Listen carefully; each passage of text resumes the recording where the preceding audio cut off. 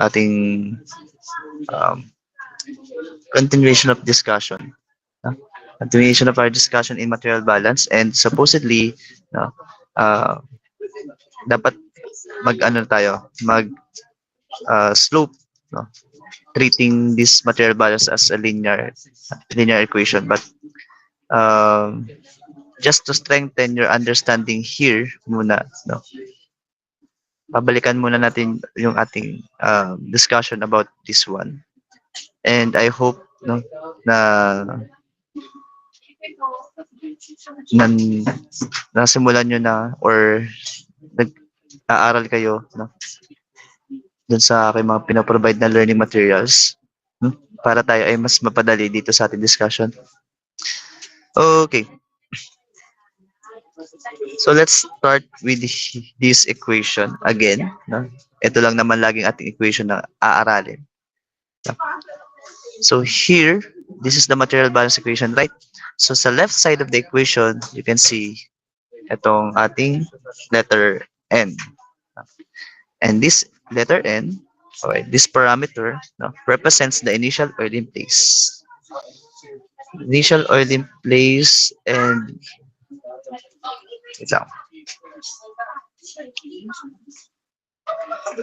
initial oil in place.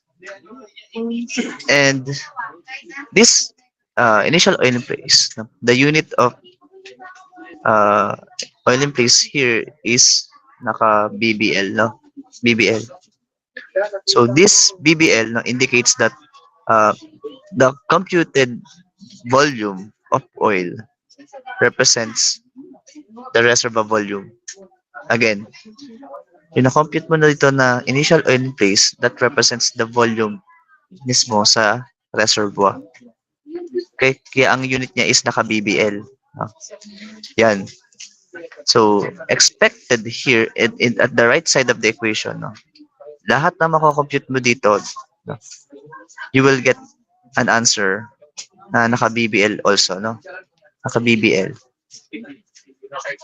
So, to balance this, no? To balance out, no? Itong equation na to. Obviously, ganun naman dapat. Now, so ano bang unit kapag nasa surface na yung mga, if we are pertaining to the volume na nasa surface, no? Or, ano ba dapat ang unit nila, no?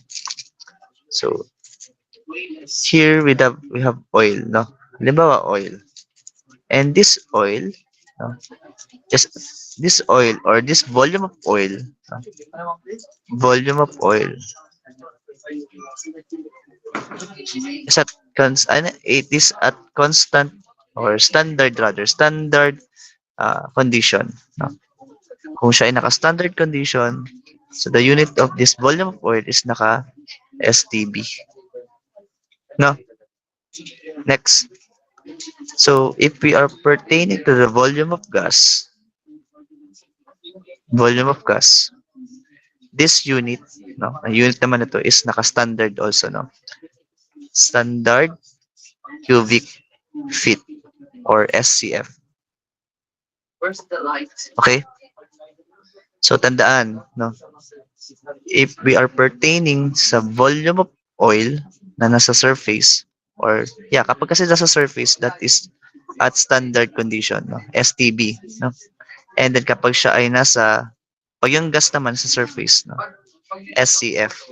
Okay, malinaw yan.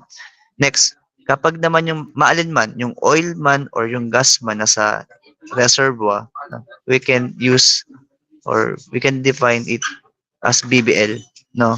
As its unit, no? BBL, barrels. So in other contexts, no? Instead of using BBL, they are using RB. No? Ano ba ibig sabihin ng RB? This is reservoir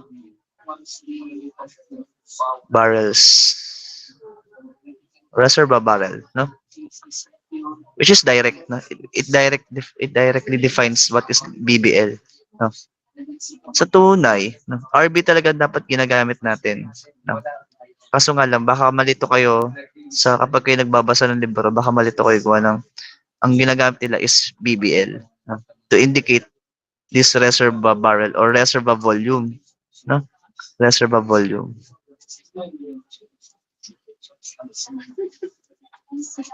Reservoir volume. So ano ba meron? Ba't nagamit-gamit natin itong BBL? So bigyan ko lang kayo ng history. No? History. Ang BBL kasi, sa tunay, ang BBL, ginagamit talaga siya to estimate the oil volume at the reservoir.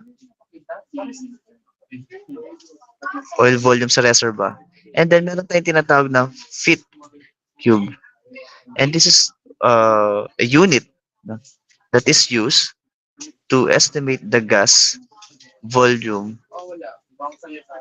at the reservoir or at the reservoir condition. Ah, yun na yun. So, BBL para sa oil, feet cube, no, cubic feet para sa gas. But in an industry, no, kumbaga parang kinatamad na nila, kinatamaran na nila. No, ginagamit na lang nila is BBL, no, to represent both oil volume and gas volume at reservoir condition. No? So, nangyari, interchangeable yung word na BBL. No? BBL and RB. No? RB, actually RB yung mas standard or mas perfect na or accurate na term to use or to define the barrels or volume ng reservoir. Okay? So, again, sinasabi ko lang to kasi kapag kayo nag-review or nag-study kayo ng kayo lang, no? At least alam mo, no, may idea ka sa mga units na kung sa units kung sa units ka lang babase, no, ma-define mo ng maayos yung parameter, 'di ba?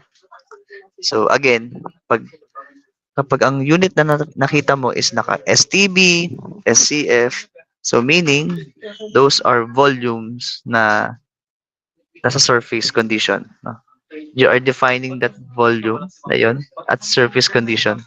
However, kung ang unit niya is naka BBL or RB or feet cube, no? So those are volumes, no? Volumes at reservoir condition. Malinaw yung part na yun? Yung umpisa na yan, introductory, malinaw? Questions?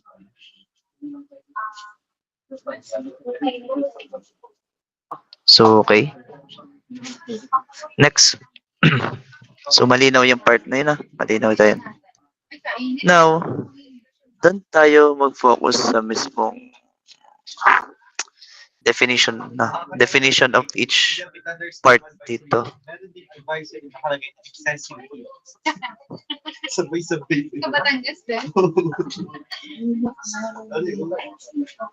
Wait lang, binubura ko lang. Okay. So, review lang to. So, ano nga po ulit ito? Ano nga po ulit ibig sabihin na to?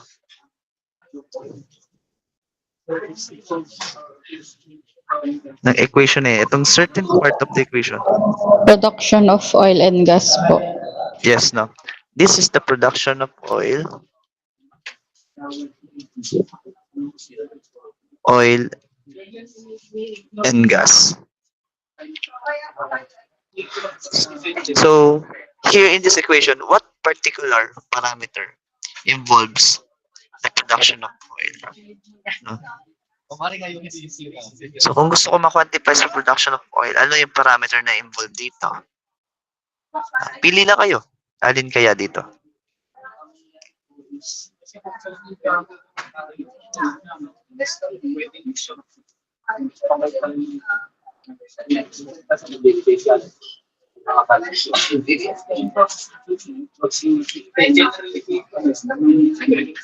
Ulitin ko So, yes, you already defined this particular equation, no? Ito. Yan. And this is the production of oil and gas, no? Or produce oil and gas. Ngayon, gusto ko malaman, no? Ano yung mga equations. Kung gusto ko lang makuha or ma-define itong production of oil, so what particular parameter should I consider? Pili lang kayo. Alin dito, dali. Sa tingin nyo, ano kaya yung masasabi kong ah, kabilang dito? Okay, so Kurt, ang binanggit ni Kurt, NP, BO, BG. So, medyo malapit ka na. Lumabas ka lang. So, define natin bawat isa. No? What is NP? Sige nga. Ano po sinabing NP?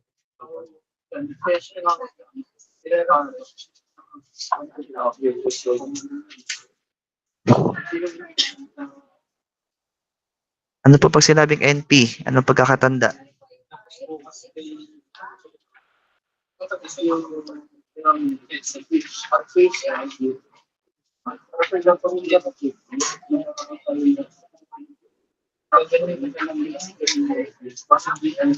Yes. Okay. Cumulative oil produce. No? So, pag sinabi natin cumulative, so yun ay pinagsama-sama. No? There's a uh, at this point, from the initial point up to this current point, no? So, kinompute mo cumulative, no? Kinuha mo yung total. For simplicity lang ng ating discussion, let's define this as produce oil, no? Produce oil. Yeah, produce oil. The volume, or lagyan natin yung volume para alam natin. Volume nun. Okay? Next, ano kaya po pag sinabi natin BO? Oil formation volume factor po.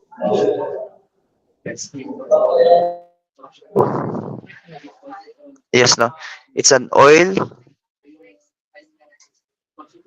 formation volume factor.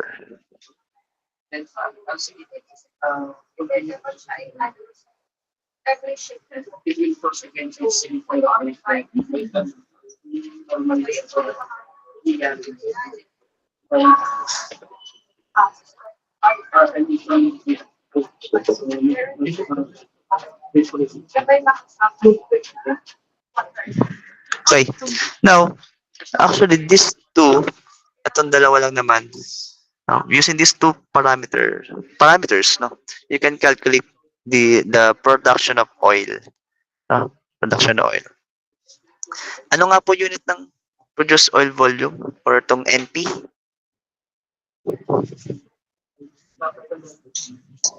STB po. Yes, STB. STB siya. STB. And then, how about the oil formation volume factor?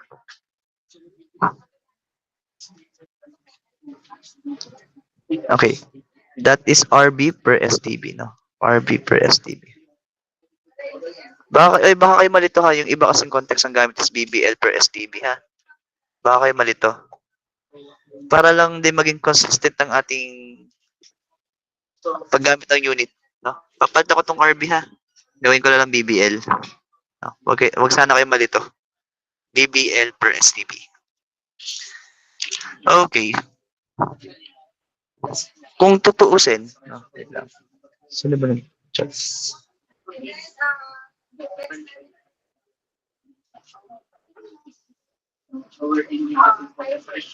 Okay. Kung ating susuri ng mabuti, no? Yung produced oil, pwede na natin siya malaman by knowing the NP, di ba? The produced oil volume. Tama, di ba? Kaso nga lang, no? Kung susuriin nyo mabuti, yung the unit used to define the produced oil is naka-STB. And in order for us to convert it into BBL, no, kailangan natin siya i-multiply by BO. No? So, ganito nangyari, no? STB multiplied by BO, that is BBL per STB. So, mayari, pwede mong i-cancel si STB sa baba, and that gives you what? An answer in BBL, no? Produce oil in BBL. No? Produce oil in BBL. And yun nga po una natin kailangan dito, no? The right side of the equation also should be always in BBL. Ang sagot dyan. No, kaya dito pa lang sa sa equation natin, no, defining the production of oil or produce oil, no, we are on the right track, no? Kasi yung NP natin, yes, alam na natin siya i-produce oil, pero kinonvert natin siya eh. We converted it into BBL unit. No? Initially siya ay STB, and by with by means of multiplying BO kay NP, no, we get the produced oil in BBL. No? Okay. So yan yung unang part pa lang yan, no? That again, yung NP times BO, no? That is the produced oil in BBL. Okay? Ngayon, burahin ko muna ha. Buburahin ko na muna. Ngayon, gusto ko ba naman malaman yung gas produce? Ito naman ang gusto ko malaman, gas produce. So what will be the possible equation for this? No? So unahan ko muna ha. Yung kung meron tayong NP para kay oil produce, meron tayong tinatawag na GP. And that represents the gas produced, no, the volume of gas produced. And take note that itong GP na to is naka-STB. Naka-STB siya. Okay, naka-STB pa lang yan. Ngayon, yung yung unit na yan, gas produced ko, if you multiply it by a formation volume factor, the gas formation volume factor, which is BG, no, nako-convert natin itong STB na yan, into BBL. Okay, so let's see. So si GP, that is in stock tank barrel, multiplied by BG, the formation volume factor, and that is BBL per SCM. Okay. No. Di pala STB to. SCF pala to. Sorry, my bad. SCF. Gas pala. Yan. So, again, si GP, so kanyang unit is naka-standard cubic feet, no? And then, if you multiply it by its corresponding gas formation volume factor, so maka-convert mo itong si SCF, no, into BBL. No? Yan, pakakancel lang natin yan. And that gives you the gas produced, the volume of gas produced in BBL. Malinaw? Nakakasunod ba? Okay. So, yan pa lang, no? So, ngayon, malinaw na sa inyo na in this certain equation, itong certain equation yan, this gives you, or this highlights the volume for produced oil and gas. And na-define na natin what particular equation that provides produced oil and also produced gas. Malinaw naman tayo doon. Nasusunod ba? Sure na yan, ha? Okay. Sige. Kino-confirm ko lang yung understanding nyo since nagkaroon naman tayong discussion last week. No? Next. Okay. Next is ito. This one.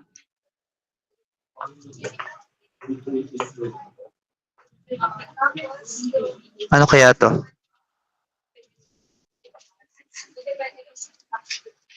Sa tingin nyo, ano to?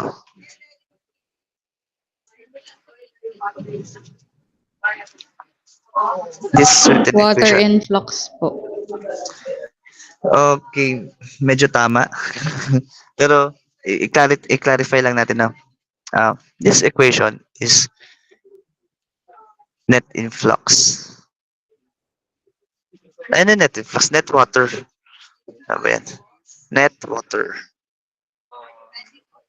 So, sir, ano ba ibig sabihin ng water influx? Saan niyo ba narinig yan? So, si water influx, siya ay si WE.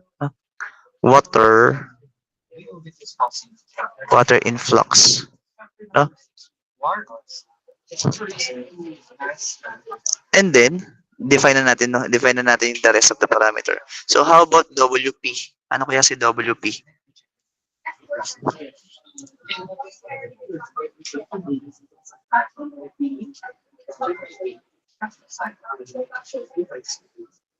Yes, water production or water produce. No? Water produce. Water produce. The volume of water produced. Baka kasi pag nililang pang volume, yun na lang, water produced. How about BW?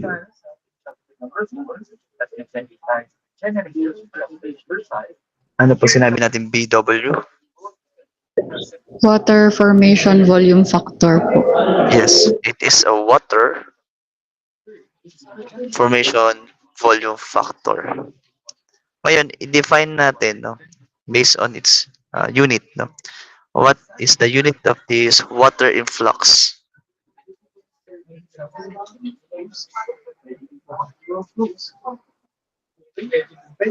Sa tingin nyo, anong STB unit niya? po. Yes, no? Water influx, no. Again, STB? Hindi po siya STB. Again, what is the unit of water influx? Yes, no? Siya ay BBL. No? BBL siya. Okay. Explain ko kung bakit siya ay BBL. So, itong water influx, that refers to the aquifer. No? And yung aquifer na yun, saan ba natin matatagpuan? Di ba matatagpuan natin siya sa mismong reservoir. Tama po ba? So, kapag ganun, so this indicates that yung volume na yun should be in BBL kasi nasa reservoir. Pero kapag siya ay nagmula sa taas or na-produce na, anong unit niya? Anong dapat unit kapag na-produce na yung water? Isipin nyo, pag na-produce siya ay nasa standard condition na. So, anong dapat unit niya? STB. And that STB po. represents, yes, STB, and that represents the water produced. That is the unit para sa ating water produced.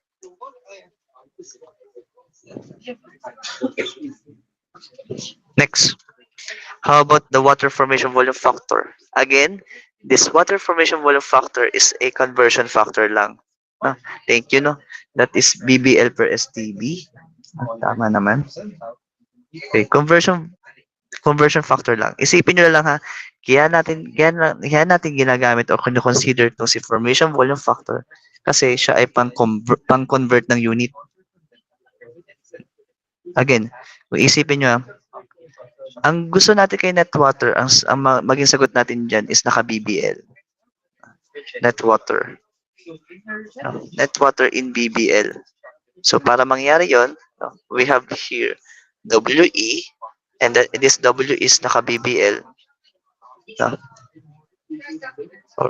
And then, minus subtracted by water produced.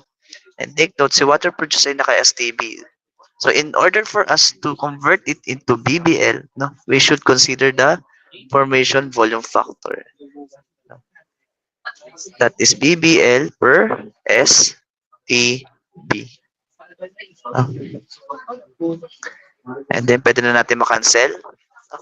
STB, and then this gives us what? An answer, and net water in BBL. Okay? May question dito sa analysis, dimension analysis. Sa mga units, may question, malinaw ba? Okay. So may gusto lang ako idagdag pa dito, no? Hayaan niyo ako magkwento.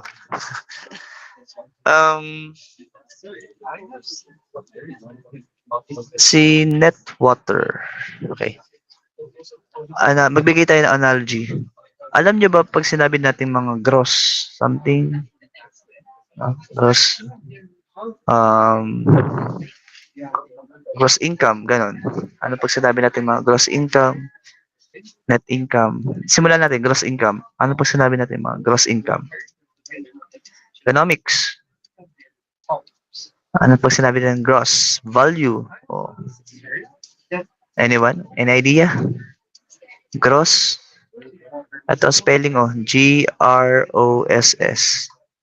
Gross. Gross. Gross value. Yeah. Narinig niyo na ba yan?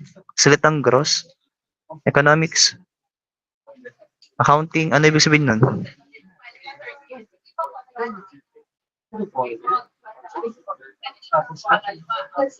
Okay, kung ang context natin income, sige, halimbawa, gross income. So, total income.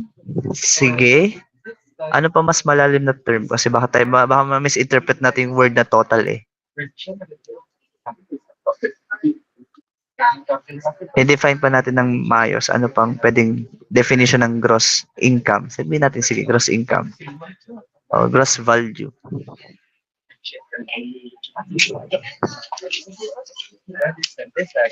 Yan, total income before reduction. Yun, pwede na rin yun. Or before deductions. Yan, may natutunan kayo sa economics.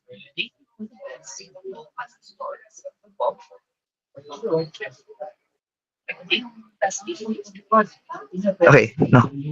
So ngayon, yung tama naman, yung gross value, yan yung parang original na kinita mo. No? Wala pa dyan yung mga bawas sa expense mo, mga tax mo, something ganun. No? Ngayon, pag ito si gross value, binawasan ko na ng mga expenses or binawasan ko na rin ng mga tax. No? Halimbawa lang, binawasan ko ng tax. So, makocompute ko dyan ay tinatawag na net income or net value. Malinaw yung analysis. Net value ang tawag. Ngayon, yung principle ng gross at net is similar with the net water. Si net water, yun yung parang supply, kumbaga.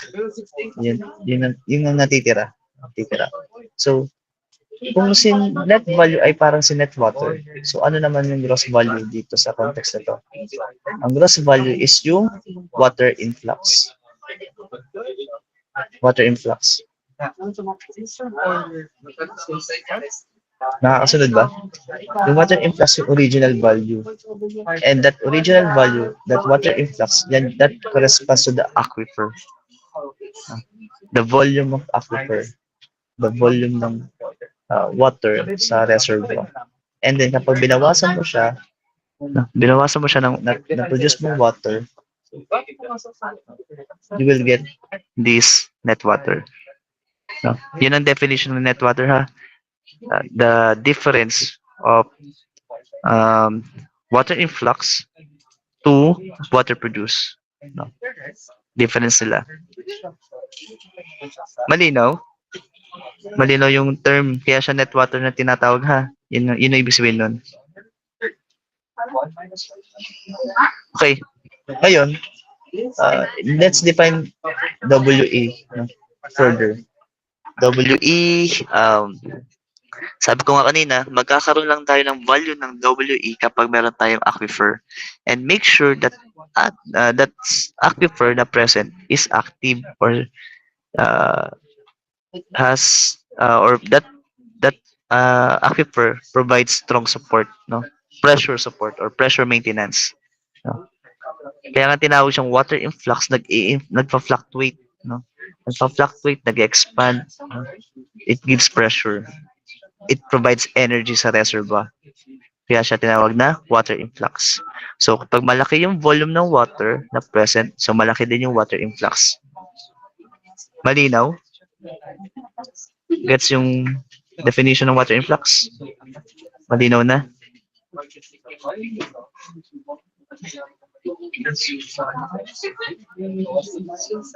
Or explain ko pa. Water influx. Again, pag sinabing water influx, siya ay the volume of water na present, no, the aquifer na present sa reservoir. Ngayon, water produce. No?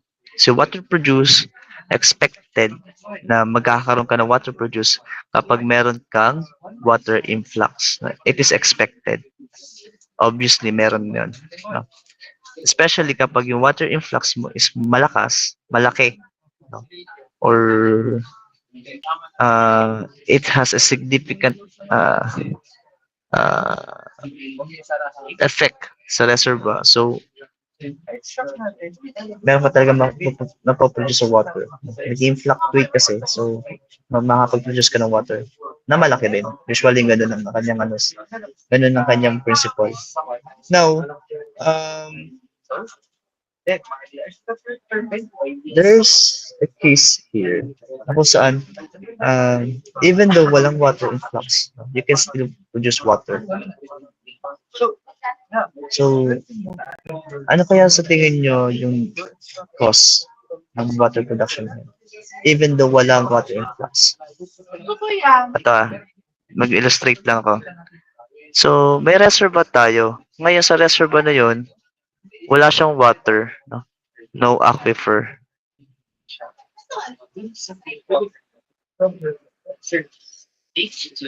Walang aquifer.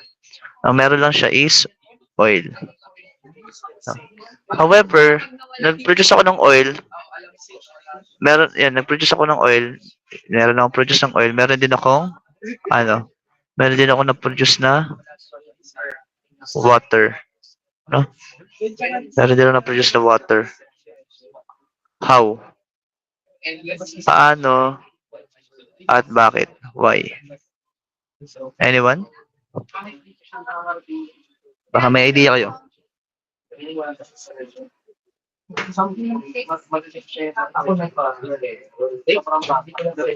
Ulitin ko So, walang aquifer. So, ibig sabihin, wala tayong water influx. So, even though walang water influx, may possibility na ma-produce ka pa rin ng water. O halimbawa, nakapag-produce ka pa ng water kahit walang aquifer. So, bakit kaya sa tingin nyo? And paano? May idea? May idea ba kayo? So, kung wala, bigyan ko muna kayo ng hint. Wait lang. Formation water, connate water. Yes. Sige. Through formation water and connate water. It is related to connate water or tinatawag natin formation water, no? Same lang din siya. Connate water. So, yun. Alam niyo na kung bakit. So, paano? Yan ang gusto ko malaman. Paano? Paano kaya?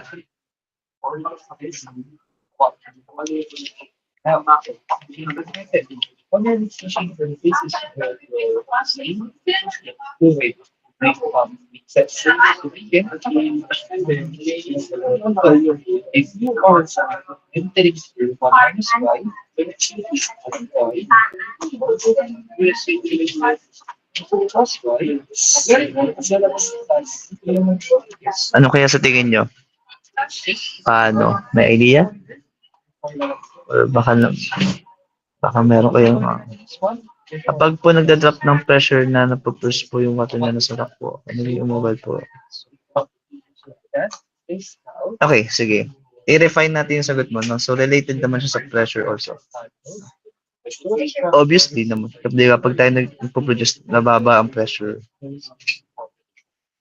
Nababa ang pressure.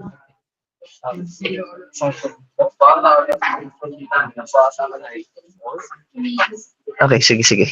Iniintindi ko yung sagot mo eh. Pero, okay, thank you.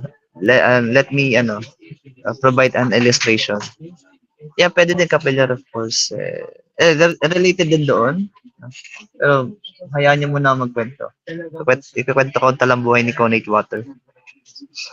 Paano siya na-produce? Paano siya na-trap doon? Kawawa naman. Okay. Noong unang panahon, merong aquifer dyan. Meron dyang reservoir rock. And yung reservoir rock na yan, punong-puno lang ng tubig. Tubig lang naman nag-fill doon sa mga rock spaces. Water pa lang naman yan. Dominant lang siya ng water. Dominant siya ng water. Yan, ganyan lang.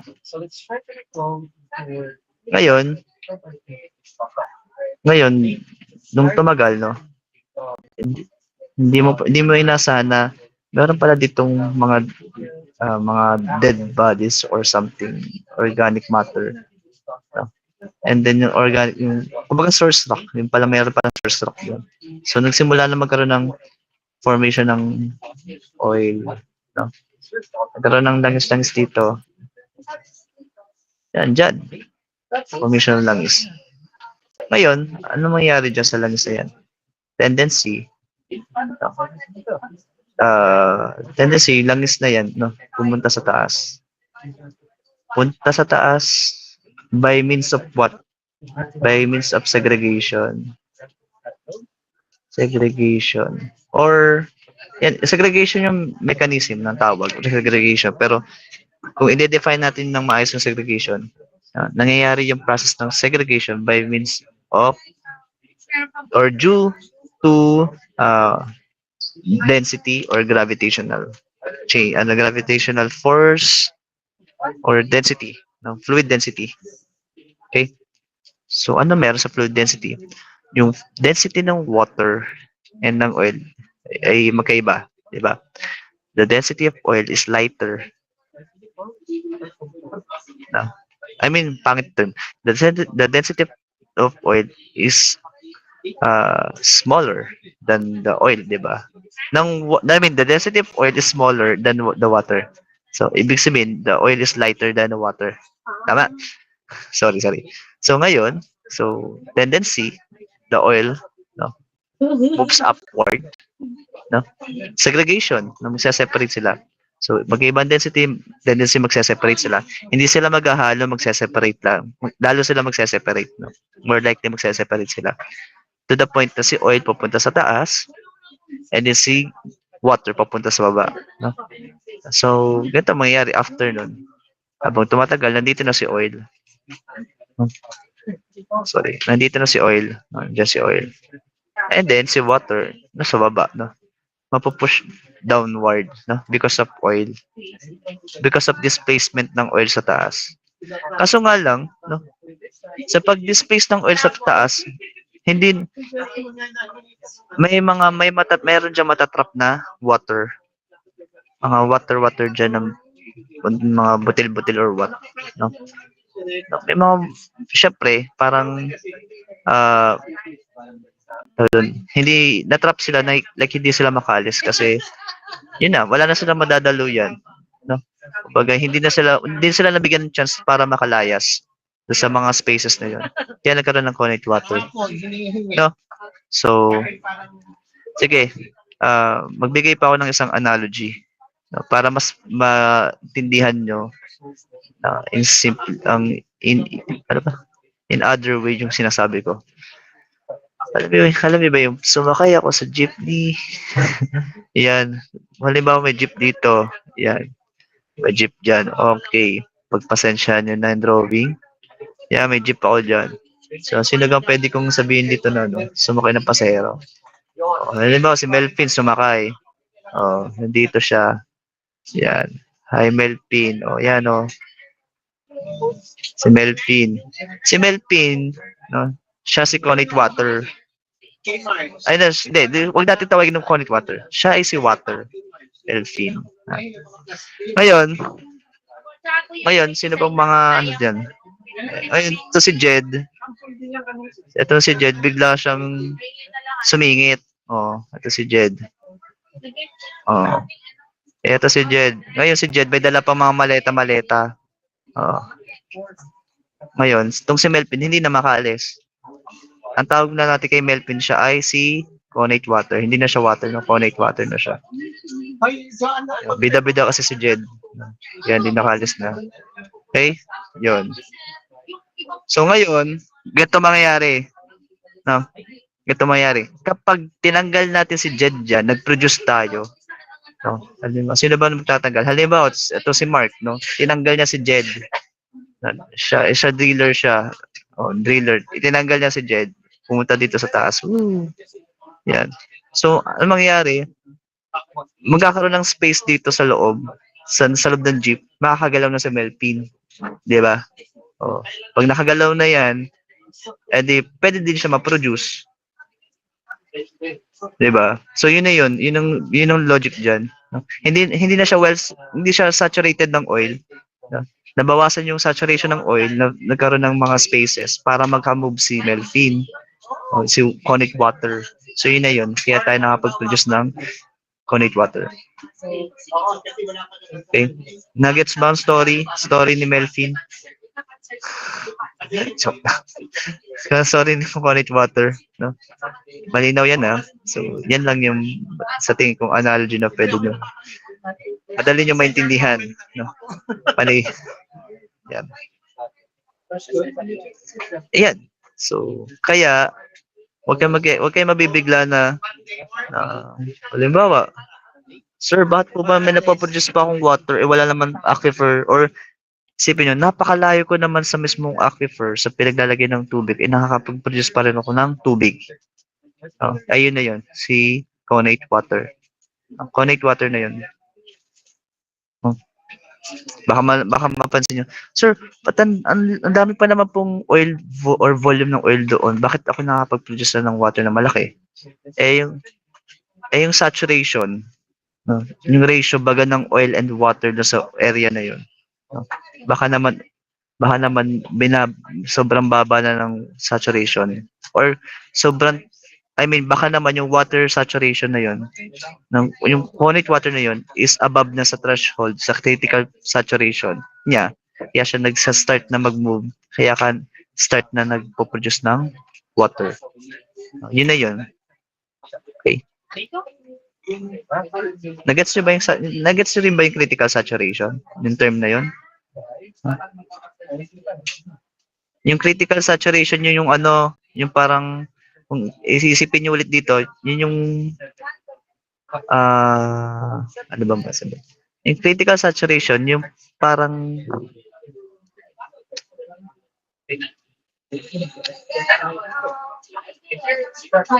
sign. Parang sign na para ikay gumalaw. Kasi meron ng space. Gets mo? Kung ikaw Melpin, alam mo meron ng may bumababa ng pasahero. Halimbawa, may natatagtag na ng mga bagahe diyan. So, isisiksik mo pa ba ang sarili mo sa pinakadulo? Syempre hindi, iipod ka na. 'Di ba? Iipod ka na. So, yun na yung sign mo para umipod. Kumbaga, na-reach mo na yung critical saturation, critical water saturation. Kumbaga, it's a sign for you to move. Magsimula ka nung gumilos, otherwise, maiipit ka lalo, o pinapahirapan mo sarili mo, di ba? So, yun na yun. Ayan, bumalik na naman tayo sa jeep Okay, tama na sa jeep. Nakababa na si Melvin. Next. Eto na. Dito tayo kay injection. Dito tayo. Gas injection. Nasabi ko na yung sagot Gas injection. Diba? Nasabi ko na. Gas injection. So this particular equation is intended for gas injection. So define natin what is itong parameter GING. Ano kaya yan?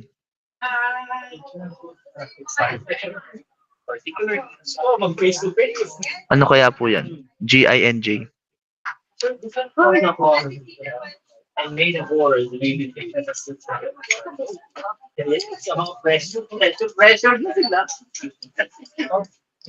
Yes, gas injection, no? Ayusin natin yung define. So, ang GING, no? So, then gas injected. Cumulative gas injection. Sige, pero ito lang.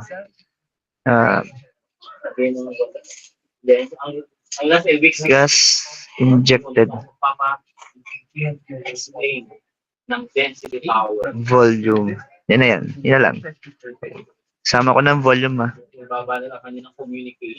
Next. How about this BGINJ?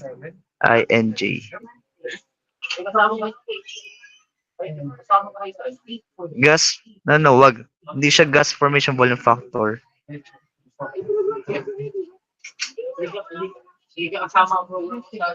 Kulang. Gas injected, yes. It is injected. No? Huwag niyo sabihin gas, ano yan ha? Huwag niyo sabihin gas mismo, no? Magkaibang gas sa mismong gas injected. Okay? Magkaiba.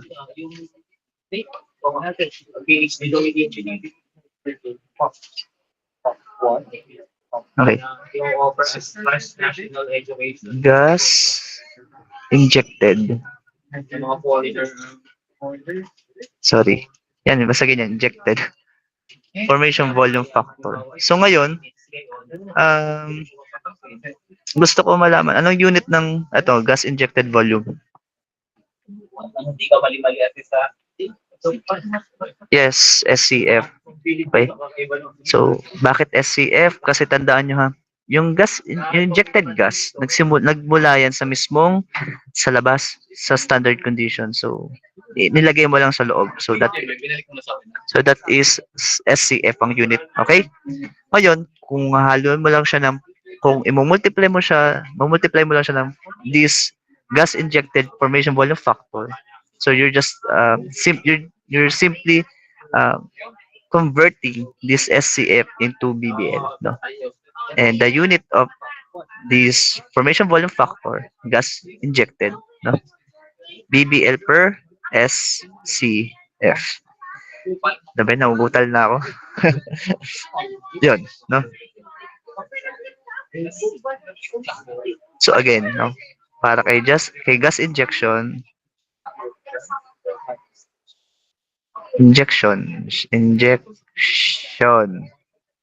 no? So GINJ lang naman, no? Multiplied by BGINJ, no?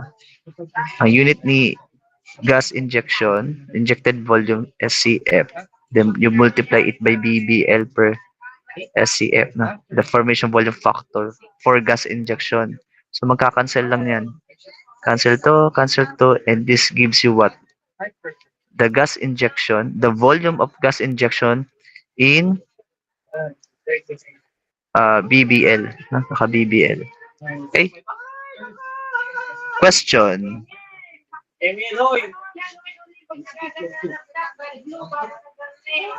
Wala, okay. I hope malinaw yan, no? Malinaw yung part na yan. Wait lang, burahin ko na to. Baka naman maalala nyo pa yung jeep.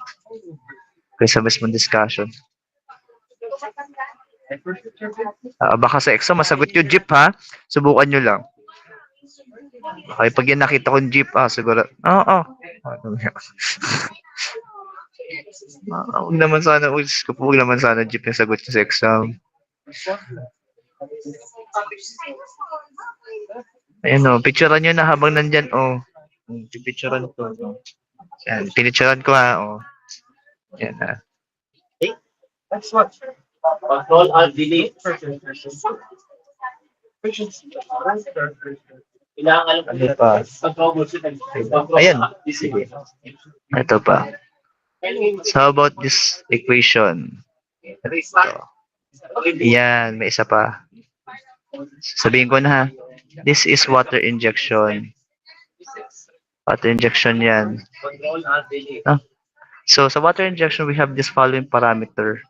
YINJ and BWI. Wait lang. Huwag natin gamitin yung term na BWI. Gamitin natin yung BWINJ. No? Baka kasi malito kayo. Kapag meron tayong subscript na I, may mga word na I, ang dating kasi natin doon, or pagkakaintindi natin doon is initial, di ba? So wag natin gamitin yung I, no? Gamitin natin INJ para alam natin na intended siya for injection. So anyway, so ako na magsasagot dito na. For WINJ, that is water injected. Or injected water volume. So isa lang naman.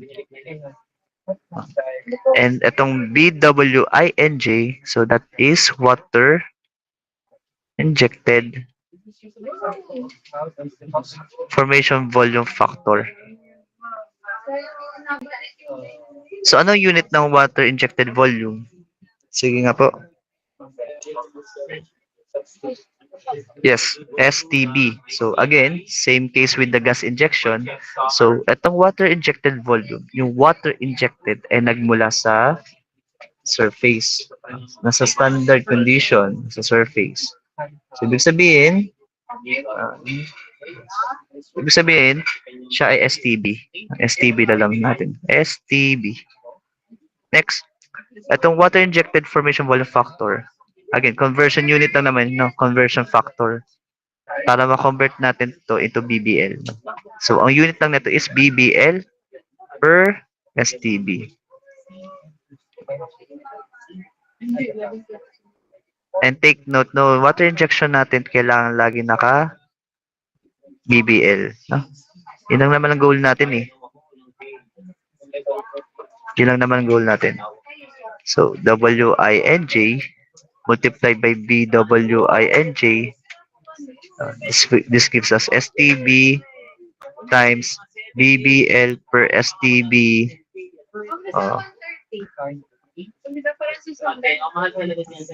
Cancel, and this gives you what? An answer na naka BBL.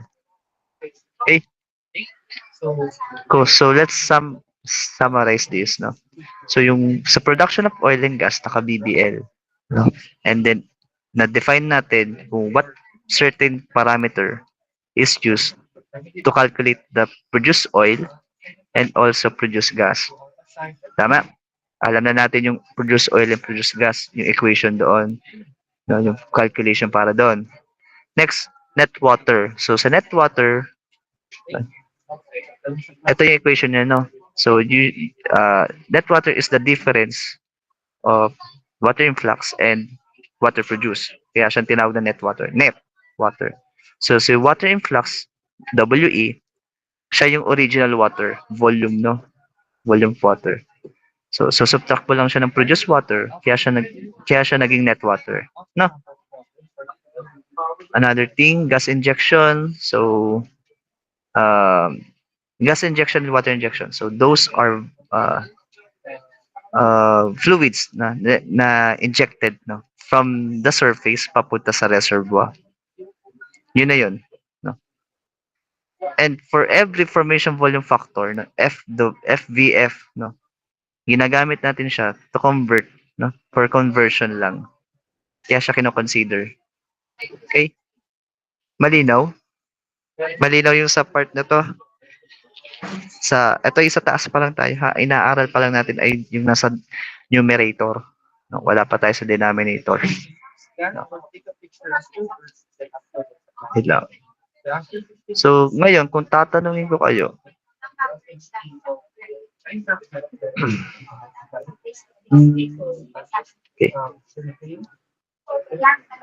So, gusto kong makuha yung tinatawag na withdrawal. Withdrawal. So, pag sinabi natin withdrawal, ito yung mga lumabas sa reservoir. Mga na-produce. Diga po. So, ngayon, gito.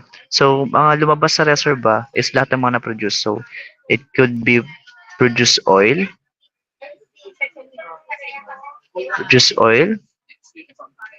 produce gas, and also produce water.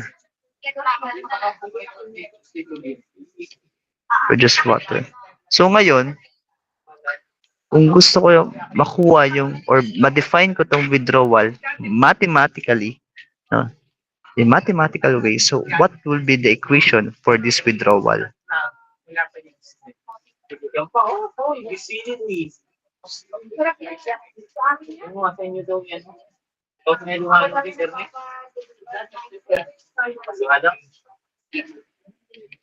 Ano kaya equation natin dyan?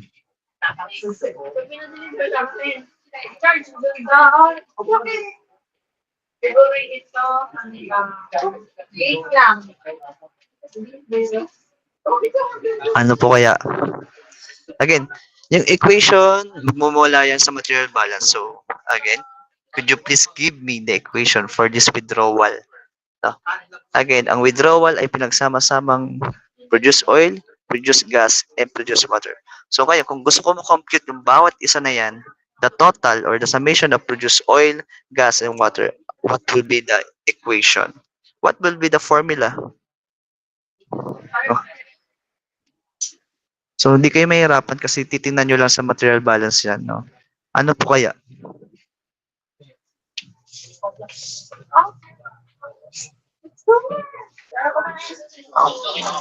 Out na si ma'am. Ako hindi pa. Sige, tuloy lang tayo. Wait lang. So, sabi ni Jed, NPBO plus GPBG plus WPG. Lumabes? Lumabes ka? Again, ang tinutukoy lang natin is produce oil, produce gas, and produce water. NPBO, GPBG plus yan, exactly. Yan lang talaga. Thank you. Yan. Yan lang yan. Yan lang yung sagot. Nakita niyo ba sa comment? Ilalagay ko na rin. So that is sa produce oil, that is NPBO. So sa produce gas, ginamit niya yung GPBG. Sige. Okay lang. Tatagabi ko muna yan. And then sa produce water, we have WP, BW. Tama naman ah. Obviously, yan talaga yung straightforward na sagot. No? So, ngayon, mag-iiba-iba lang natin. What if walang GP na binigay? So, kung walang GP, ang gagamitin natin is, ito na, no? Pwede natin gamitin na to. Kasi ito na may pinagsamang oil and gas. So, gamitin na natin. No? So, we have NP multiplied by DO plus the quantity RP minus RS quantity BG plus WP BW. Yan. Malinaw ba? Nagets ko to ha. Malinaw to sa akin. Nagets ko to. Ito NPBO para kay produce oil. Ito si GPBG para kay produce gas. Ano pa? Ito si WPBW para kay produce water. Nagets ko siya. Thank you. Yan. Okay, tama din naman yun. Ni-rearrange lang natin in a way na in terms of RPs, RP, RS, no? Yan. Inalis lang natin GP. So, ito yung kanyang equation, the withdrawal. And for this withdrawal, we use this term or this, we denote this, we denote it by F. No? And F. Withdrawal, F. So, congratulations na-unlock nyo na yung unang equation para sa material balance sa graphing. No, ito yung F. Kapag mag-graph ka, ito yung F. No, nawawala pa yung nasa baba. No, mag-graph pa tayo. So, okay na tayo dito. Check. Nakuha na natin yung unang parameter. So, ano itong nawawala? Iyan ang ating pag-aaralan. Wait lang. Wait lang. Ito gusto ko maano. Kayo kamusta ang status nyo sa OJT? Kayo patapos na talaga. Kasi hanggat mari, gusto ko na itong ituro sa inyo ng actual. Ayoko na kasi pa ng video. Ang hirap kapag hindi ko kayo nakakausap. Nahirapan din ako. Hindi ko magamay kung anong status nyo or kung naiintindihan nyo ba. O sakali man, makaka-attend ba kayo bukas ng lecture? Kasi di ko kasi maano. Kayo nakakapag-aral ba kayo ng inyo? Hindi nga, maging honest kayo, nakakapag-aral ba kayo ng inyo? Kapag halimbawa, okay ba kayo sa mga video na binibigay ko? Kung naiintindihan nyo ba? Seryoso yun walang Kasi yun ang inaalala ko, gawa na baka kasi nahihirapan kayong intindihin. Kasi nung wala kayong introduction sa akin, nahihirapan din kasi ako. Nag-overthink din kasi ako minsan. Kagabi, no, hindi ako makapag-isip ng maayos. Gawa ng naisip ko kung naiintindihan nyo ba o hindi. Kasi kayo yung tinitingnan ko kayong section yung tinitingnan ko standard ngayon. No, pag nakakasagot-sagot kayo sa akin na maayos, hindi, very good. No. Kayo na mismong standard ko ngayon, no. Kapag kayo hindi naging sa akin, magiging mahirap ang exam nyo. Hindi naman sa mahirap. Baka magiging mahirap sa inyo ang exam. No? Unless maging honest kayo sa akin. Yun lang kasi yun. Ang intention ko kasi dito is ma-attain nyo yung understanding para hindi kayo mahirapan pag kayo nag-reserva modeling. No? Para hindi kayo mahirapan pag tayo nag-software mismo. Kung ako magiging prop nyo. Yun na yun. No? Para lang hindi kayo mahirapan. No? So far naman nakakaintindi naman kayo. Hindi lang naman actually dati na block na ano ko ngayon na naturuan ko, nakakasagot naman. Ayos naman. Ayun lang. Hinihimay-himay ko lang ng konti kasi para ma-sureball yung sagot sa exam. Hindi ko naman pwede ibigay sa inyo yung mismong tanong. Huwag naman ganun.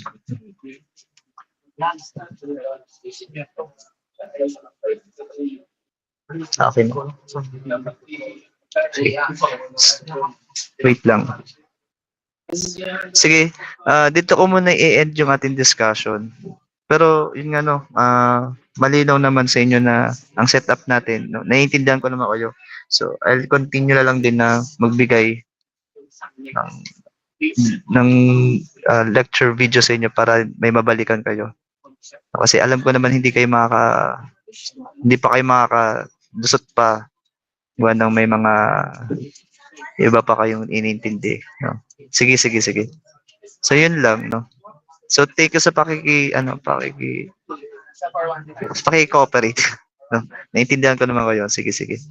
So yun lang, and then see you kung magkikita pa tayo. Sige lang. Sige, see you next meeting. Okay. So pwede na po mag-leave. Thank you so much, sir. Thank you po, sir.